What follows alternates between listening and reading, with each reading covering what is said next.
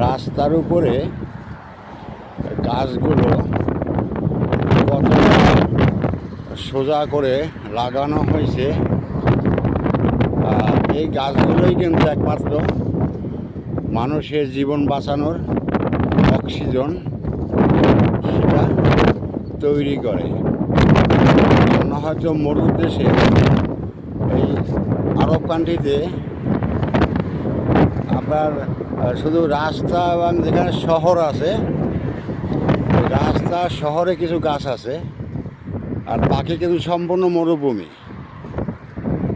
তো আল্লাহর কাছে শুকরিয়া আদায় করি যে আল্লাহ সুবহানাহু ওয়া তাআলা মানুষকে ফ্রি অক্সিজেন দান করছেন, যার মাধ্যমে সেটাই হলো এই গাছ।